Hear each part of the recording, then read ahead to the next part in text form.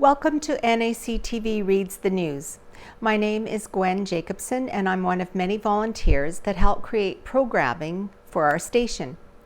NACTV can be seen on MTS Channel 30 or 1030, Westman Cable Channel 117, Bell Satellite Channel 592, or online at nactv.tv.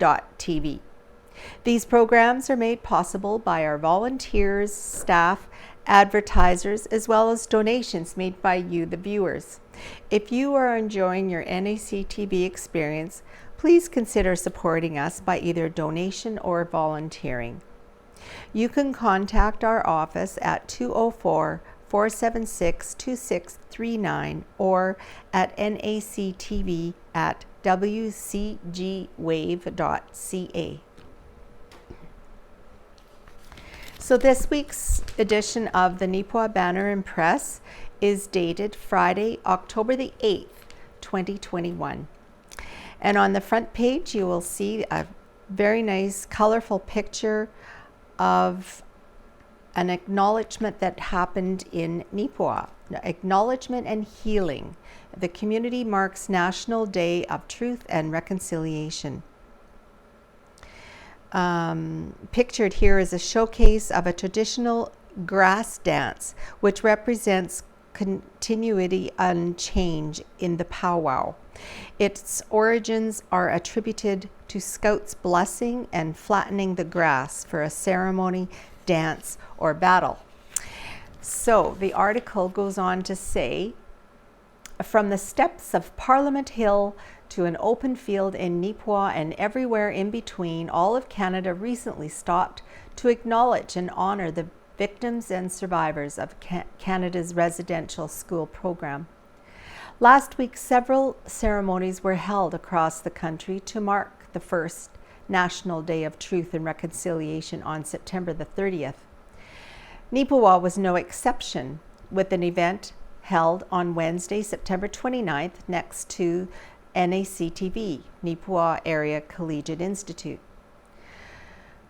Welcome to a day of recognition for truth and reconciliation, which is recognized this week all across Canada, noted ceremony presenter Wayne Jacobsen.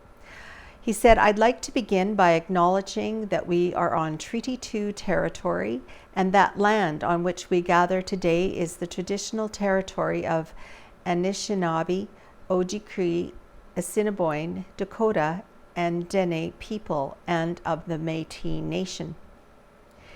He said, "We acknowledge the harms and the mistakes of the past, and we dedicate ourselves to move forward in partnership with Indigenous communities and in the spirit of reconciliation and collaboration." Elder Darren Musso spoke next to the group of assembled NACI students and townsfolk, and chose to focus upon sharing his culture with those who may be unfamiliar with it. He explained the significances of the powwow and variety of dances to the Indigenous culture. Musso also expressed the importance for all of us to acknowledge and show respect for the earth and for the women. The majority of the presentations focused upon demonstrations of the traditional dances. There were two ceremonies held on the afternoon of September 29th and were organized by the Arts Forward Cultural Center with additional support from the town of Neepawa, Salvation Army, and Rotary Club, just to name a few. Arts Forward Administrator Yvonne Sisley noted that the nonprofit organization felt very strongly about acknowledging the occasion on a local level. As for the event itself, the reason it was held a day before the National Day for Truth and Reconciliation was because all schools would have been closed on September 30th. Local organizers decided to schedule the ceremony a day in advance to ensure students would be able to attend and learn from its teachings. Sisley indicated that the response was very positive, as the students were immediately asking questions about and researching the information they had learned from the day. She added that the hope was that the youth would want to get the dialogue going and partake in the Indigenous culture, and that's exactly what they did.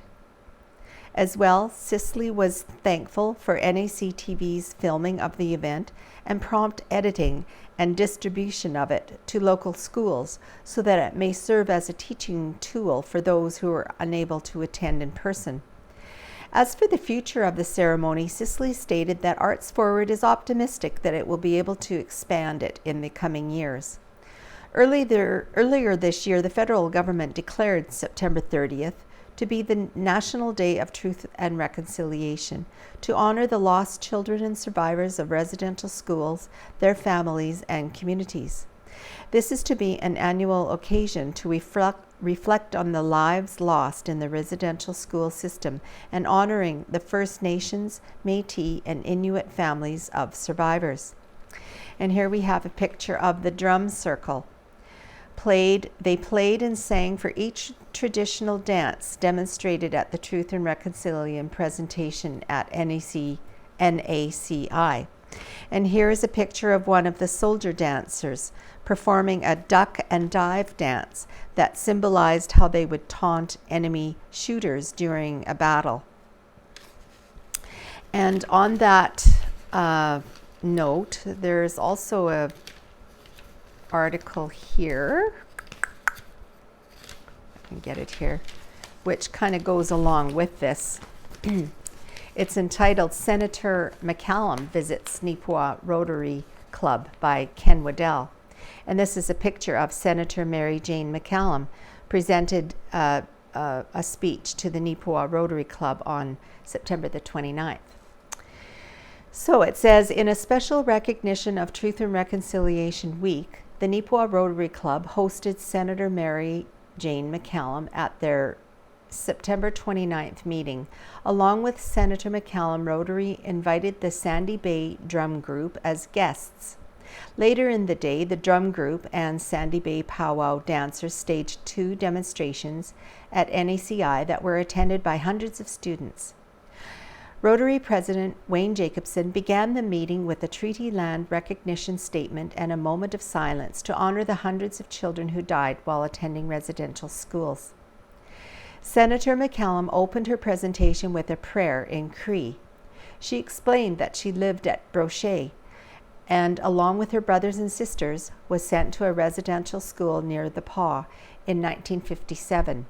It was a long way from home, and they only got to go home in July and August, but not at Christmas time.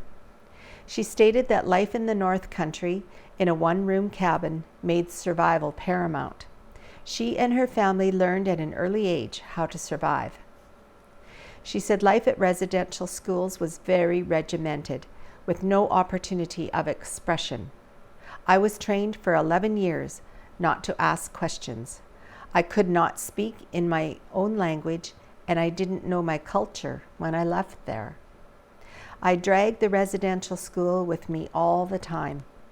For the sake of the children listening by Zoom today, I won't go into the details of the abuse. It doesn't matter if you call it persecution or genocide. We were attacked as children by people who were supposed to be God's servants. McCallum laid out a plan for reconciliation, and it was simply talk about it and have meetings like this. I was angry, but I learned to not go for the throat when I was tempted to and had reason to do so. That does not help. She emphasized the need for love and compassion with one another. McCallum trained as a dentist and served for many years in that field before she became a Canadian senator.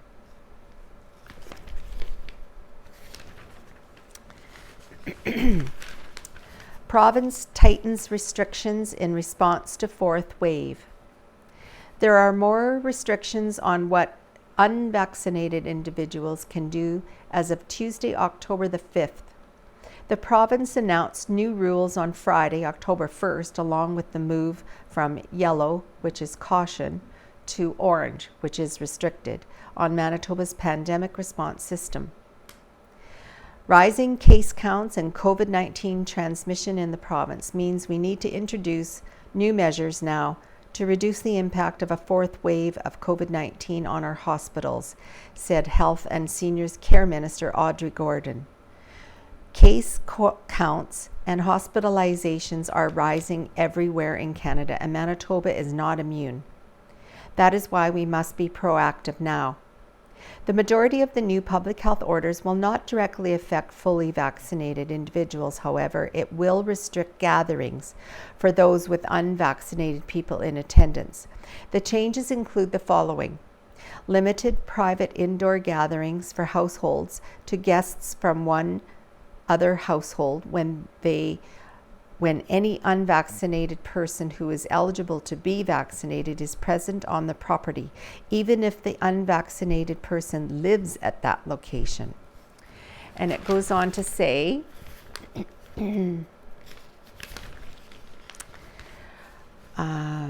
next, limiting private outdoor gatherings for households to 10 guests when any unvaccinated person who is eligible to be vaccinated is present on the property, even if the unvaccinated person lives at that location. Next, reducing indoor public gathering group sizes to 25 people or 25% capacity, which is lower for gatherings that include unvaccinated people who are eligible to be vaccinated, including weddings and funerals. Next, setting indoor group sizes for faith-based gatherings to 25 people or 33% capacity, whichever is greater, for gatherings that include unvaccinated people who are eligible to be vaccinated. And next, reducing all outdoor public gathering sizes to 50 people, vaccinated and unvaccinated. And finally, moving retail capacity to 50% in the Southern Health Santé Sud Health region to help reduce the spread of COVID-19 in this region. The new orders came into effect on Tuesday, October the 5th at 12:01 a.m. with an additional 1-week grace period for weddings and funerals already scheduled to minimize disruption. All right, travel and entertainment section. Rotary book sale is returning after missing last year by Kira Patterson. Those looking for a good bargain on books don't have much longer to wait. The Neepawa Rotary Club will be hosting their annual used book sale from October the 20th to the 23rd at the United Anglican Church Christian Education Center, or CEC. While many things have had to be cancelled and put on hold over the past year, the club is glad that current health orders allow the sale to take place this year. Last year, we had to cancel our sale because of the pandemic, so our last book sale was April of 2019, explained Murray Newton, one of the Rotarians involved in the event's planning. With the current COVID-19 restrictions, the only requirement of potential shoppers is wearing a mask while at the sale. Because they had been accepting donations before last year's sale ended up being cancelled, Newton noted that they do have a large number of books to sell already. Although we are not actively seeking more book donations, if people do want to drop off some books, they can call me at 476-2542 or drop them off with any Rotarian, he added. The book sale is one of Neepawa Rotary's largest regular fundraisers, only surpassed by their annual TV auction. The club uses the money raised to support different projects and organizations within the community. The last book sale brought in over $3,500, and Newton noted that he hopes they will be able to surpass that in 2021. In addition to the money raised to help the community, the book sale also corresponds with two of Rotary's main areas of focus. Literacy and caring for the environment are two of the 7 important pillars of the Rotary Club, and the sale covers those by not only promoting reading, but also encouraging the reuse of books that may otherwise have ended up in the landfills. This year's used book sale will be open from 2 p.m. to 8 p.m. on Wednesday, October the 20th, to Friday, October 22nd, and from 10 a.m. to 12 noon on Saturday, October 23rd. Next, it's talking about the Kaleidoscope concerts. After canceling all 5 shows last year due to the pandemic, Kaleidoscope is back in business. They are planning 5 shows this season, with the first show on November the 8th. For that concert, they will be hosting the Winnipeg band called Leaf Rapids, a group that was scheduled to perform last season. Advance tickets for the Leaf Rapids concert are now on sale at Arts Forward. Board member Ron Nordstrom says they are keeping track of the provincial health orders and hope that all 5 concerts can go ahead as scheduled. He remarks, "Because we may have to cancel concerts due to changes in health restrictions, we are not offering season passes this year." Tickets will be on sale approximately 1 month before each concert at Arts Forward. Current health orders allow for 100% occupancy, with all patrons fully vaccinated. Patrons will have their immunization cards scanned at the door. Without a valid card, we have no choice but to turn people away. Of course, health orders may change during our season. Even though provincial health orders allow full occupancy, the Roxy Theatre or Kaleidoscope Concerts has the right to limit capacity as they see fit. The Kaleidoscope Board has seen a number of changes during the pandemic. Longtime board member and president Val Jarama stepped down. Another veteran, Marg Wampenford, also decided to enjoy the show from the theatre seats and leave the organizing to others. Janet Husak, Carol Walker, and Jim Danino also retired from the board. Diane Nordstrom has taken over as president as well as treasurer. Other new members include Dawn Birch and Lisa Adams. They join former board members Ron Nordstrom, Moira Woods, and Sharon Smythe. Kaleidoscope values the businesses who financially support the concert series. Sponsors for the 2020-21 season were all in place before the COVID-19 pandemic changed everyone's lives. Kaleidoscope has extended all this year's sponsorships to include the 2021-22 season. Rob Smith and Son is presenting all 5 concerts, while Gill and Schmall is sponsoring our first concert of the season. Please follow Kaleidoscope's webpage and Facebook page to keep updated on the season.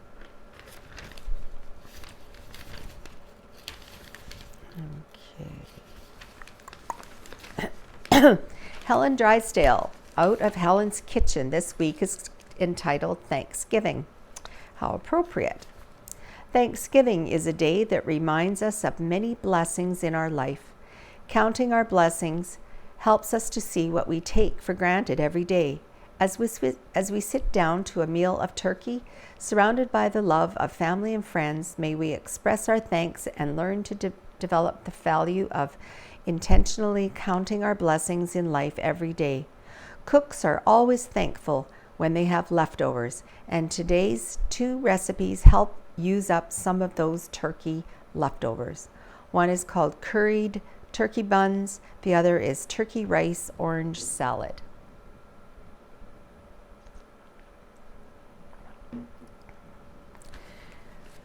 Spruce Plains RCMP report by Corporal Jacob Stanton. During the week of September 27th to October 3rd, Spruce Plains RCMP dealt with 42 police activities. On September the 27th, RCMP received a report of a person breaching their probation order, and the matter is still under investigation. Police then assisted Child and Family Services with conducting a child welfare check. Police then conducted a well-being check on a female. She was located, tended to by paramedics, and taken to the hospital for further treatment. Police then received a call of a male lying on the side of the highway. Police attended with paramedics to determine if the male required any assistance, but he declined to cooperate. RCMP tip of the week: try and avoid laying on roads and highways. September 28th, RCMP started the day off with an alarm call in the town of Gladstone. It was false. Police then got another call of the same male laying on the side of the highway. Sergeant Moorhouse personally attended and determined the male was just taking a break. He then continued on his journey eastward. Sergeant Moorhouse wasn't seen for the rest of the day. He was later found on the 19th hole of the Neepawa golf course. September 29th, in typical fashion, RCMP responded to an early morning alarm call. It was also false. Police then responded to a call to assist Manitoba Conservation with dispatching an injured deer that had been hit by a vehicle north of Neepawa. Police responded to a complaint of a break and enter in Minnedosa. September 30th, RCMP responded to a residential fire call. In the early hours of the morning in Minnedosa, police received a 911 hang-up call.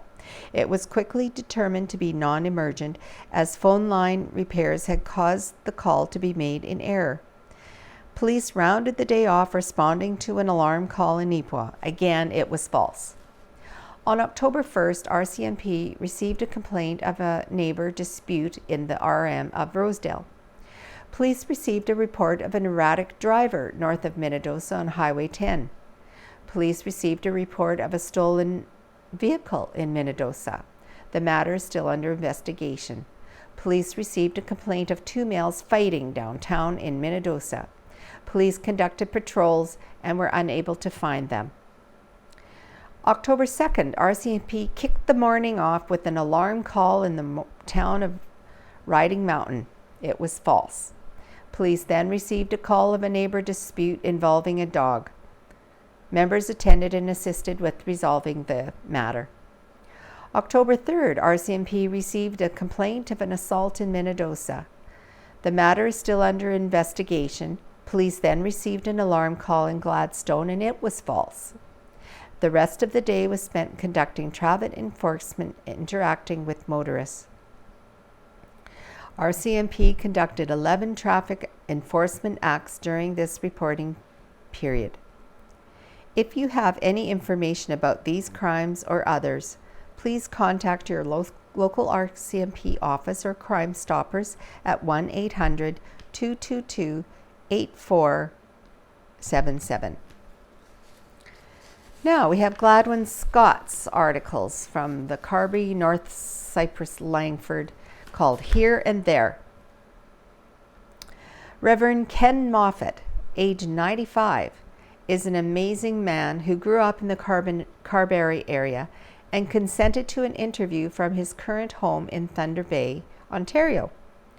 Moffat was the youngest of 6 children of Sparling and Eliza, born in Carberry in 1926 with Dr. Wow and Nurse Munn on hand.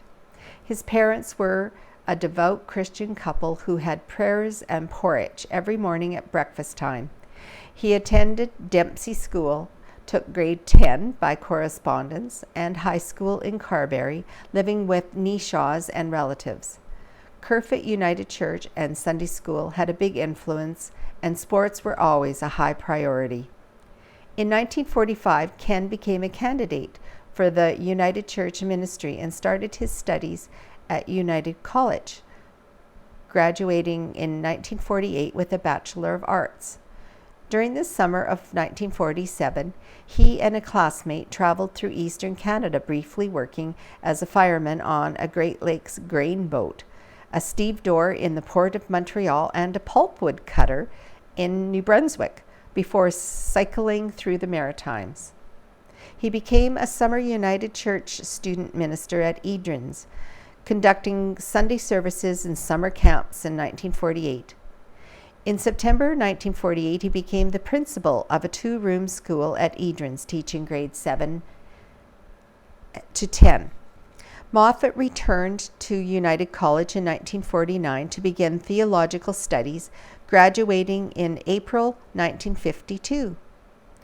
Ken married June Corey of Nesbitt, Manitoba, in 1951 after she completed her RN studies at Grace Hospital. After ordination to the United Church Ministry in June 1952, he served 3 years at the Minnesota Isabella Pastoral Charge and played baseball with Arrow River, a competitive tournament team. With a thirst for more knowledge, Ken entered studies for his sacred theology master's degree at Drew Theological Seminary in Madison, New Jersey, graduating in 1956. This was followed by 2 years as minister in Hamiota, where he enjoyed practicing with coach Frank McKinnon's hockey team. During 7 years as minister at Wesley, now Emmanuel United Church in East Kildonan, building a new church for a large congregation was a challenge. He became part of the United Church's broadcasting thrust.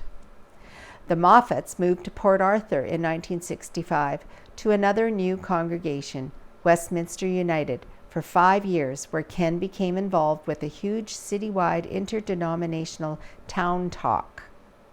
He was then called to First United Church on the south side of Thunder Bay, an amalgamated city, in 1970.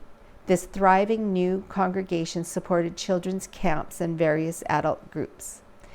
In 1978, he planned to start to seek a new pastorate, but a federal election was brewing. The Conservatives, under Joe Clark, appealed to him, and he won the party candidacy in Thunder Bay, but lost 2 elections. During this time, he worked on CKPR radio and television. He became a community consultant for the Addiction Research Foundation of Ontario for 13 years, and then returned to pastoral work in various places. His wife, June, who was a mighty force in his life, passed away at Christmas in 1996 from cancer. In 1998, Ken married her older sister, Jean. And they lived in Peterborough, Ontario. They started a Habitat for Humanity chapter, and he was the first chairman of the board of directors. Jean was the pianist, and Ken was the leader of the group, the Golden Tones, who were great entertainers. He also enjoyed reciting poetry, especially that of Robert Service. However, Jean passed away due to cancer, and he moved back to Thunder Bay in 2004. Today, he leads book studies at First Wesley United, periodically handles graveside services, and golfs regularly. Distance running, 10 miles, was his forte, and he usually finished first, although he was often the only runner in his age division. Ken Moffat is tremendously grateful for good health and to be able to do many things, such as drive a car and converse with friends in his hometown of Carberry. Next, the covenanting service for Reverend Emma Simone was held in the Carberry United Church Sunday evening, September 26th. Guest speaker was Reverend Susan McElveen, a classmate from the Atlantic School of Theology, who is the current minister at Prairie Spirit United Church, St. James.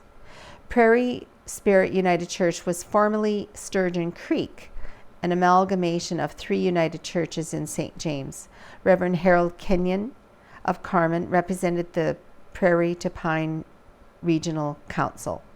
Following the service, a light lunch was served in the United Church Hall.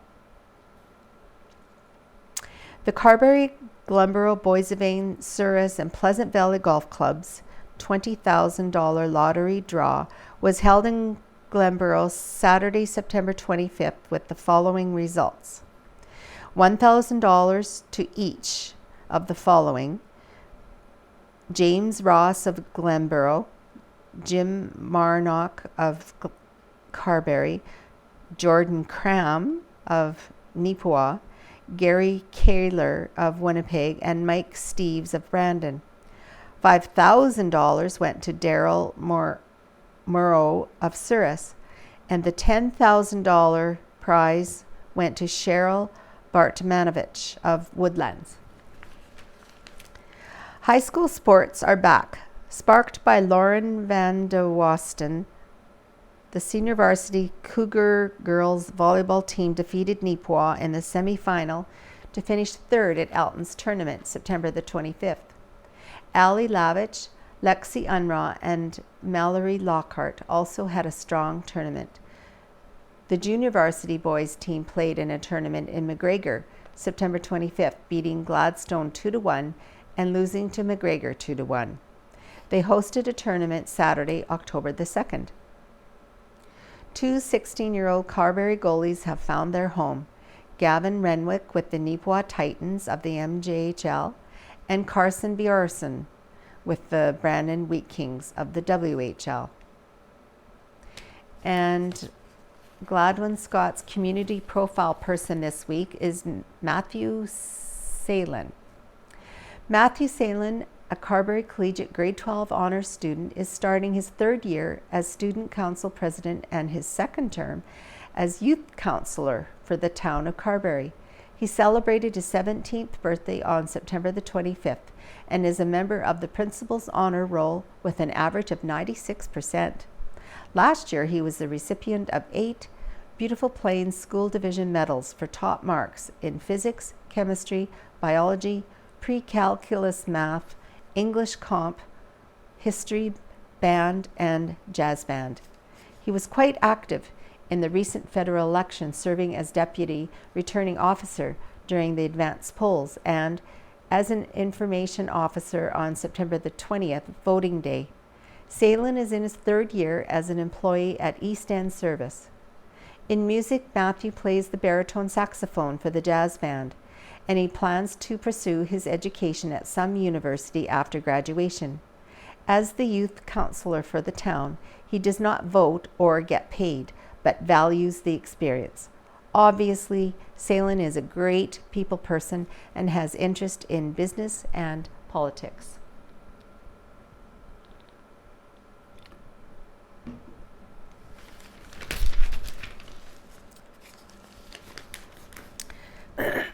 Next, we have an article entitled Walk With Us Campaign for Manitoba Down Syndrome Society, submitted by the Neepawa Banner and Press. A Walk With Us campaign for the Manitoba Down Syndrome Society was held on Sunday, September 26th, at the Langford Walking Trails, 6 miles east and 3 miles south of Neepawa. For those who don't know, Down syndrome is a genetic condition caused by an extra chromosome. It occurs in 1 in 700 to 900 live births of children. The Manitoba Down Syndrome Society, or MDSS, is a non-profit organization operated by volunteers. MDSS provides support, information, and opportunities for individuals with Down syndrome, parents and professionals, and other interested people. This year, MDSS is celebrating its 30th anniversary. The Langford Walking Trails was the perfect spot for this event. Younger and some older walkers, not wanting to go too far, used the shorter trails, while the more experienced walkers tried out the longer, more challenging trails, all the while enjoying the beautiful fall colors of the trees. Thanks to the Langford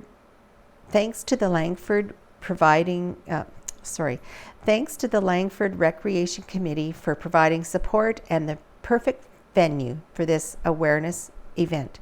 At the end of the walk, all hungry participants enjoyed hot dogs, barbecued by Chef Extraordinaire Counselor Ray Drayson of the RM of North Cyprus Langford, with assistance from the Neepawa Legion Ladies Auxiliary. Many thanks to Neepawa Gladstone Co-op, Neepawa Fresh Mart, and Giant Tiger for donating all the food for the event. It was all so appreciated. This is the second year this annual fundraiser has been held in the Neepawa area. Over 70 walkers of all ages came out to support the walk. A total of $3,650 was raised. All funds were donated to the MDSS. Brandy and Will Cox, whose son Logan was born with Down syndrome, organized the event and would like to extend a huge thank you to everyone who helped to make the day so successful.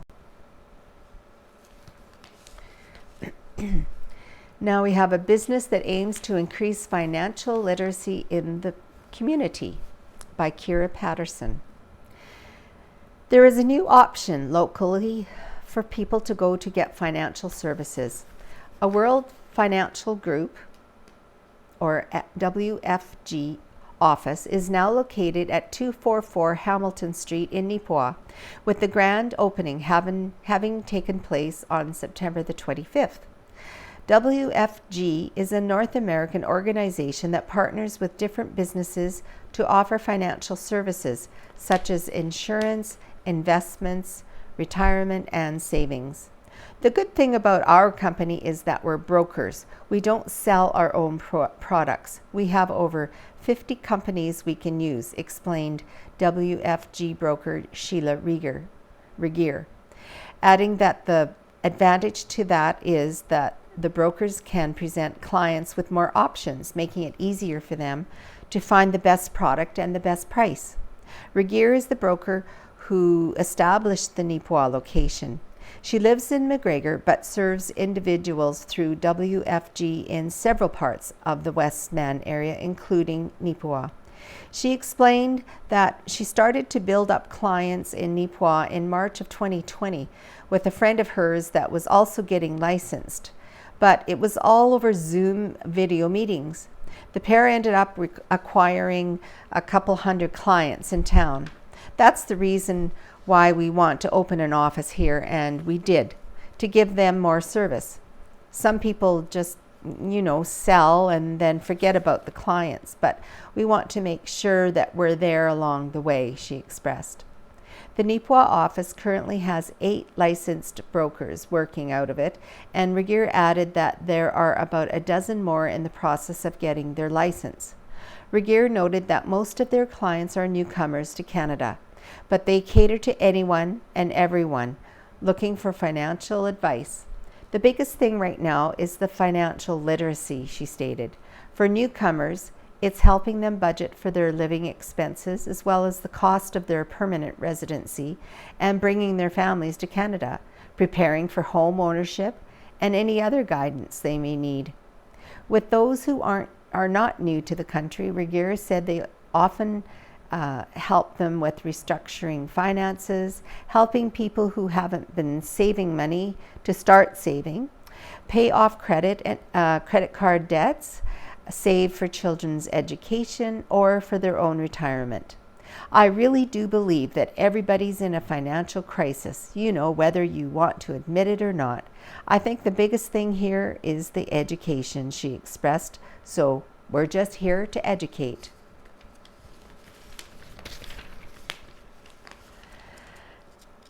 Neepawa Tourism, Frozen Fire Studios, Postponed Jam Fest.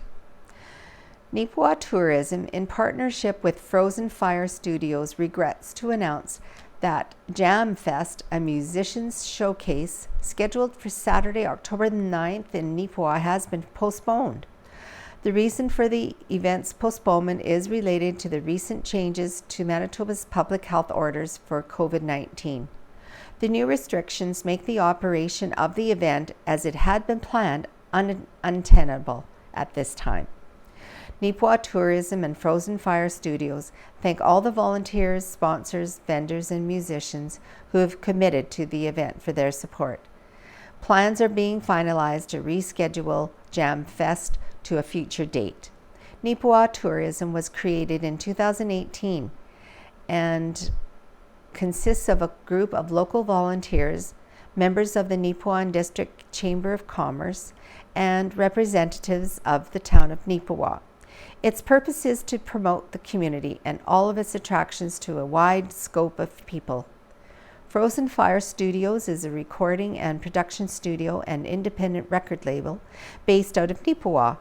The artist-oriented business offers services in music production and recording, electronic press packages, video production, and much more.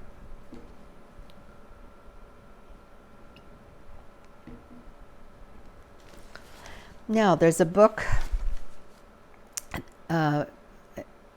called Yes, We Did. It gives a glimpse into the life of Gary Filmon by Ken Waddell. Leading in Turbulent Times is the title of former Premier Gary Filmon's book. The book is an easy read, partly due to Filmon's pragmatic style and partly because it's written in self-contained segments. Another reason for the easy read is that parts of the story are both well known and happened not all that long ago. Filmon served as a City of Winnipeg councillor, an MLA, leader of the Progressive Conservative Party of Manitoba, leader of the official opposition, and as Premier of Manitoba. It's as Premier that he is best known, and most people will remember the famous Filmon Fridays. They likely should have been called Family Fridays, as they gave civil servants Fridays off in the summertime. In spite of the criticism, 68% of staff enjoyed the time off with their families, or as one person said, another day to go golfing. Filmon will be remembered for many things, not the least of which is his wife Janice, who is currently Manitoba's Lieutenant Governor. The Filmons have always been and always will be known as Gary and Janice, regardless of titles or positions. They have made friends around the world, among the famous and not so famous. Former St. Rose MLA Glenn Cummings of Neepawa served in several roles in the Filmon government. He said this book provides a great window into the life of a pragmatic and dedicated premier and the challenges he handled. Also, the highs and lows of public service and the requirement to provide calm, competent leadership while handling difficult issues. His life of public service is described very candidly and shows clearly why it was such a privilege to know and work with him. It is a very enjoyable read. Jody Venables Baker of Neepawa worked 7+ years in various positions, including administration, correspondence, and speech writing for Gary Filmon. She said, just as he is around the cabinet table, the Canadian Premier's conference table, or the kitchen table, Mr. Filmon is a funny, humble, honest, and engaging man who speaks candidly throughout the book about both the troubles and many successes he had during his leadership. Being Premier will never be a job that can make everyone happy, but he, along with his wife Janice, served and continue to serve our province with respect and integrity. This book is a true and entertaining account that will be enjoyed by anyone, regardless of political stripe. Christine Waddell had this to say about the book. I'm halfway through the book and it's an easy read. Learning the background of both the Filmons is very special information new to this reader, and that information only increases the great respect I already had for them. Reading Filmon's perspective on events I am reasonably familiar with is great, knowing that many times even a peripheral political addict had the right take and interpretation on events. Evokes a warm, fuzzy feeling. I'm looking forward to reading the remaining chapters. Filmon recounts a very personal moment in his career. As Premier, he was scheduled to speak at a large conference on rural development at Neepawa. He was flown out to Neepawa and right back again, as Janice was in surgery for cancer while he was speaking, but he felt he had to be at the meeting. Filmon writes, with a heavy heart, I flew in a small plane to Neepawa as Janice's stepmom, Helen, and our son, Greg, drove her to the hospital. After I spoke, I rushed back to the airstrip and onto the plane back to Winnipeg. The pilot contacted the hospital and they dispatched Dr. Thorkelson into the plane as he was just coming out of the OR. He gave me the welcome news that the surgery had gone well. They had completely removed the unwanted visitor and had sent out a number of lymph nodes for assessment.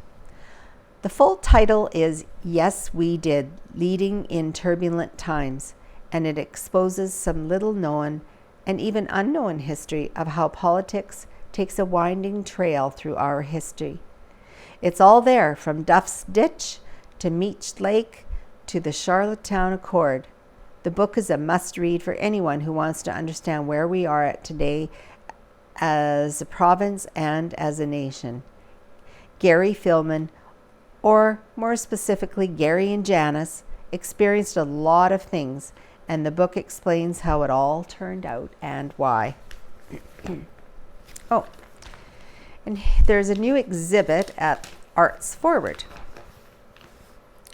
Arts Forward in Neepawa is displaying their first new exhibit in almost a year. Set up in the gallery for the whole month of October is Whimsical Meanderings, a series of watercolor paintings by Manitoba artist Mary Lowe. Mary Lowe's series was developed through experimenting with watercolor pigments dropped in water with salt applied, creating patterns and shapes from which she creates her images. While every painting has a very obvious subject, upon closer inspection, each one reveals hidden pictures within the painting. And here are four of her paintings in the paper. So check it out at Arts Forward. Now for sports. Titans split weekend games against the Oil Capitals. By Owen Devereaux. A pair of games recently between the Neepawa Titans and Verdun Oil Capitals proved to be mirror images of themselves. On Friday, October 1st, the Oil Caps picked up a 5-4 win in overtime. Neepawa returned the favor the very next night with an OT win of its own by that identical 5-4 score. As well, both games would see the winning goal scored on a power play.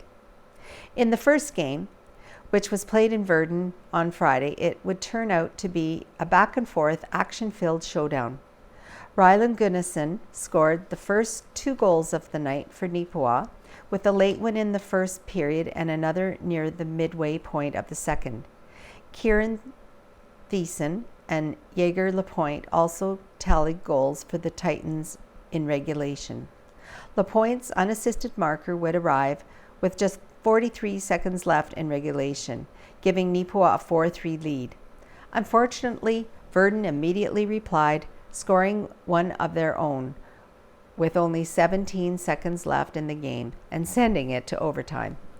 The back-and-forth battle would continue in the 5-minute sudden death session. Ultimately, Oil Caps forward Braden Fisher would get the game winner on a power play opportunity after Neepawa was called for a hooking penalty.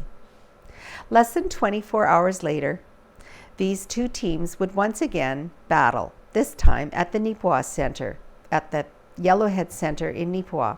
For the most part, this game played out in a very similar fashion. Camden Smith scored first for Neepawa with 4 minutes and 58 seconds remaining in the first period. Verdun replied almost immediately with one of its own to make it 1-1 after 20 minutes of play. The second period proved to be a real high-energy affair as 5 goals were scored, 3 of those by the Titans. Early in the second, Josh Romanek scored a nifty shorthanded goal with the Verdun defender draped all over him. Connor Brust followed up 8 minutes later with his first of the year. After Verdun scored with 6 minutes and 40 seconds left in the period, Neepawa bounced back 24 seconds later with Will Hyatt scoring. A late period goal by the Oil Capitals would make it 4-3 Neepawa heading into the final 20 minutes of regulation. Verdun would tie the game just 1 minute and 48 seconds into the third period, and then appeared to take the lead with just barely a minute later. Officials, however, waved off the play, negating the apparent lead change. The rest of the period was scoreless, and for the second straight night, these teams would have to go into overtime. And in overtime, Jaeger LaPointe notched the game winner with a one-timer of a bullet of a pass from a line mate Connor Brust. This play was just 43 seconds into sudden death and was scored on a power play chance for Neepawa. After the game, LaPointe commented on the play and the significance of the win. He said it was a great pass there by Connor Brust, and I just was able to rip it up into the corner of the net. We really wanted this one tonight. We were on a little slump there over the last 3 games. We haven't played our best hockey, but tonight we really needed tonight, and the boys worked hard for it. The next home game for Neepawa will be against Verdun on Friday, October the 8th at the Yellowhead Center with a 7:30 p.m. start time.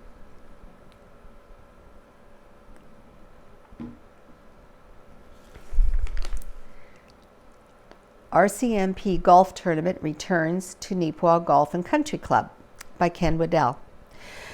The RCMP tournament at Neepawa Golf and Country Club was a fixture of the fall season, but has been absent for a few years. Well, it's back. And it's coming up very soon, Thursday, October the 14th to be exact. Local volunteer and strong RCMP supporter Kevin Harris said in an interview with the Neepawa Banner and Press, "We wanted to show our support for the RCMP and all they do for the community." The tournament will feature a Texas Scramble format for men's, ladies, and mixed teams. Profits from the tournament will go towards various local causes supported by the RCMP. The tournament will be held, as it was in the past, as tribute to RCMP member Constable Brian King, who was killed while on duty many years ago. Brian King's brother, Jimmy King of Neepawa, told the Banner and Press he is honored that the RCMP tournaments were held, and the 2021 version will be held in honor of his brother. Brian did not serve at Neepawa, but his wife has a local connection. Also, 3 other members of the King family served in the RCMP as well. Grant Jaime Hurl of Neepawa, who was involved with the tournament for over 20 years, said, "Good on Kevin for bringing it back." Kevin Harris added, "We want to honor all RCMP members, and this is a good way to do it." Neepawa Golf and Country Club pro Landon Cameron said, "The weather is supposed to be pretty good, so even though it's late in the season, it should go well. A number of donations and sponsorships have already been received, and if people want to donate or sign up to golf, they can contact either Cameron or Harris."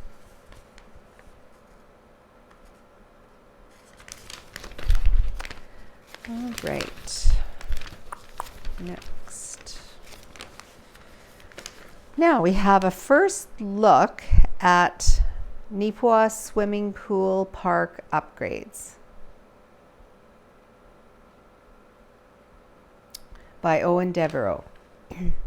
This is an aerial view of what Neepawa's expanded swimming pool and Riverbend Park will look like in the future.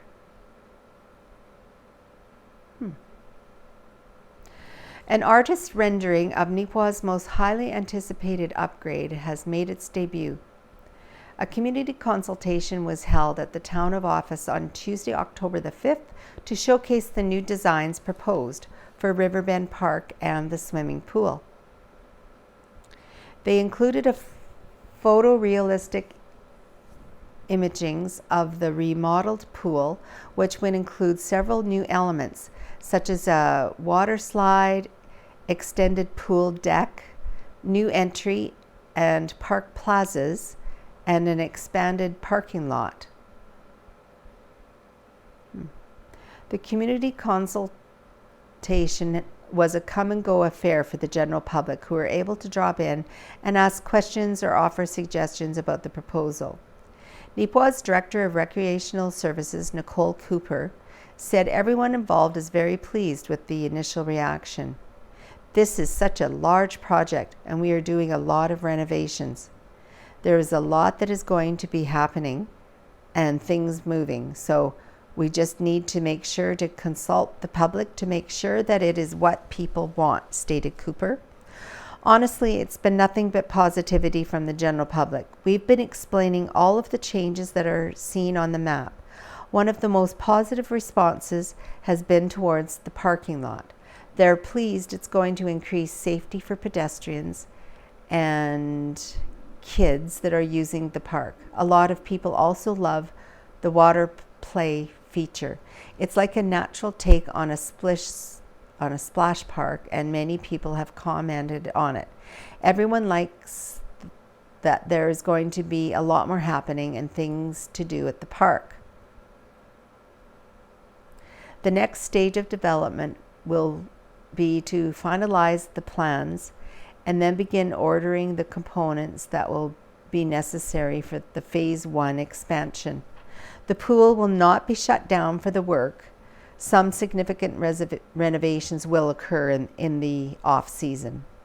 Total cost of all the improvements is $594,400. Half of that amount has been covered through funding from the province's Building Sustainable Communities grant. The remaining amount will be covered by the town. A bite-sized council update.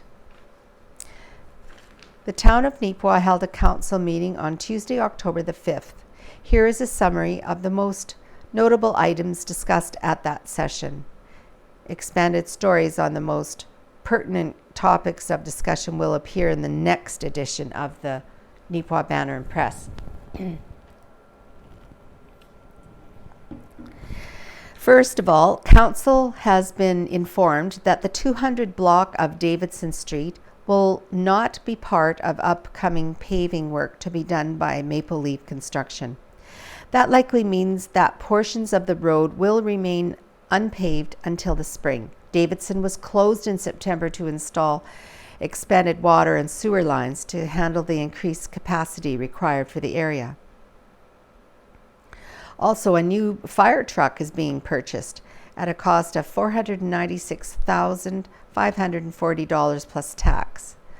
Most of the money needed for the purchase will be taken from the Fire Department Emergency Reserve Fund, which exceeds $500,000.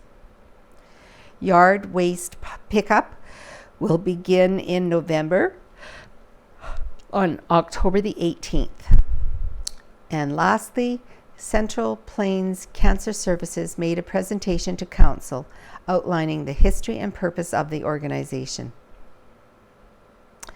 And next we have an article entitled Helping Communities Thrive, submitted by Manitoba Pork. The hog sector is one of Manitoba's largest employers, with about 14,000 people throughout the province depending on hog farming and pork processing to make their living. Hog farmers are significant contributors to the rural areas they live in, with community involvement being an integral part of their culture and identity. Roblin, Manitoba is a shining example of how new barn projects can revitalize communities by attracting and retaining new residents. One local hog farmer has grown his workforce to 35 full-time employees, while also supporting local tradespeople and contractors from nearby towns. Few social contributions have a more positive impact on people's lives than access to good jobs, and we are proud to be one of the few sources of job creation in rural areas. Manitoba hog farmers are proud to be part of growing our province and building strong and resilient rural communities. And here is a picture of a barn expansion in Roblin, Manitoba. Okay, so I'm just going to go back.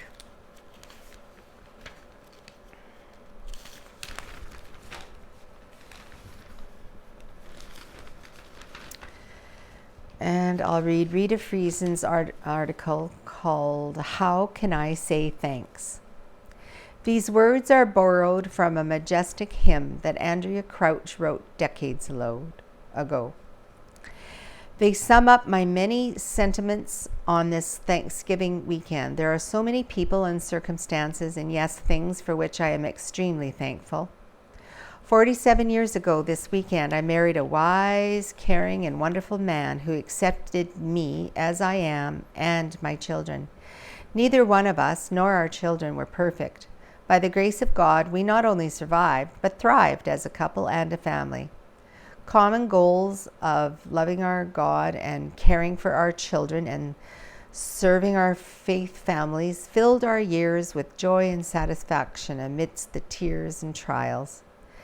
And then on this weekend, 7 years ago, my beloved partner quickly passed away, deeply missed and memories cherished. How can I say thanks? I am blessed with a biological family, a chosen family, a faith family. I am blessed. Each member of my families and every person with whom I interact affect me. Some have challenged me to grow beyond my comfort. Some have encouraged me to follow paths that seem daunting and impossible. Still others have simply laughed and cried with me, and in their own way, everyone has enriched my life. How can I say thanks? My heart is a servant's heart.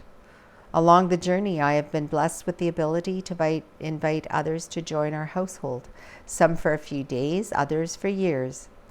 I am blessed with a host of extra children who lovingly and laughingly call me mom or grandma or aunt, providing a safe place, a nurturing place, a place of peace, has enriched my life beyond measure.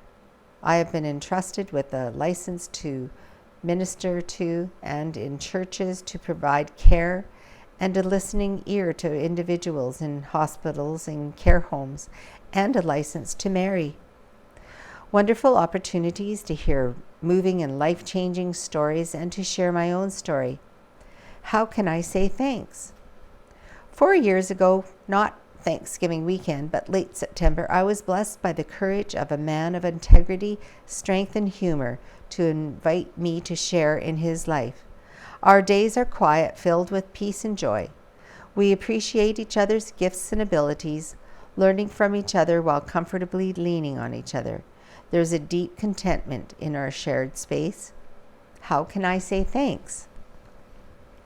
I accredit the divine as the giver of these great gifts. An easy answer then to the question of how can I give thanks is then to follow the law of love. Love the Lord my God, love my neighbor, and love myself. I gladly admit that there are days when it is much easier to pontificate on the topic than to enact it. For me, it is when I am loving and serving others that I am complete. I will with joy continue to offer the Creator praise and adoration. I will with gratitude continue to offer the Sustainer of all life my petitions. I can and will say thanks with my actions and my words.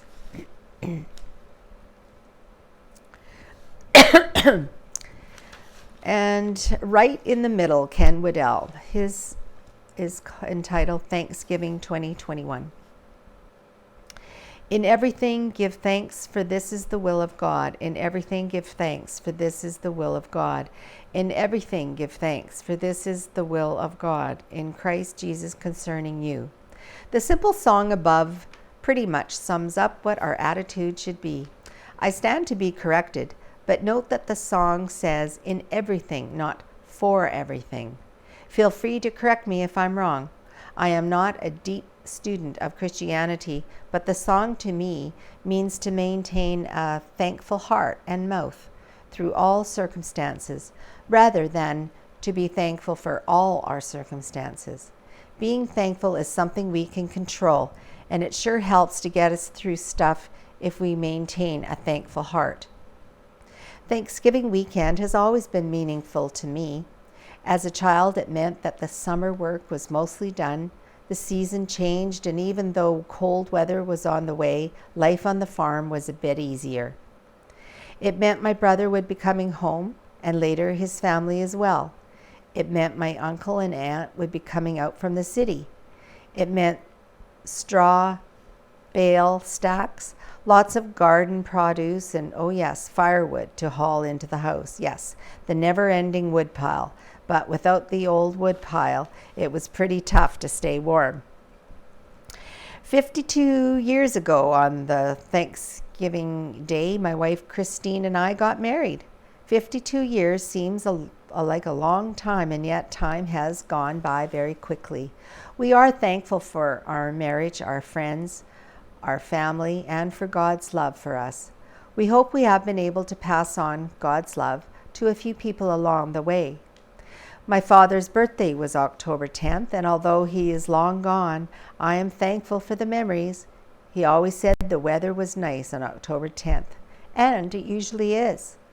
And I am thankful not just for memories of him, but my mother and my in-laws as well. In these trying times, I am thankful they didn't have to live through the past 2 years. It has been very tough on older people, and our parents did not have to go through all the turbulence of the past 2 years. They had enough of their own troubles in their 80s or so years on earth. The thing with thankfulness is that it does not cost money, nor a lot of time. It really isn't a lot of effort except to walk by the things that are too tough to be thankful for. There's a simple solution for the tougher things. Pray about them, give them over to God, walk away even. Sometimes that's just the best thing to do. Last year at this time of year, I wrote our 50 years of marriage has produced 2 sons that resulted in 4 grandchildren and 2 great-grandchildren, now 3 as of 2021. It also resulted in us deepening our faith in God, our appreciation of Christ our Savior, us having hundreds of friends and acquaintances, and last and maybe least, our business and political life. We have invested over 50 years and countless dollars into family, farming, auctioneering, running for political office, and building a time publishing empire. We still invest in those things every day, well past retirement age. So thank you all, with special thanks to Christine for making the last 5 decades what it has been. It's been mostly good, and the rest we learned from. How much more time we have on earth, only God knows. The past and the future can only be summed up as, to God be the glory. Disclaimer, the views expressed in this column are the writer's personal views and are not to be taken as being the view of the Banner and press staff. So with that, I am going to finish up here and say goodbye. Thank you for joining us at this reading of the Neepawa Banner and Press, and hopefully we'll see you next week. Goodbye for now.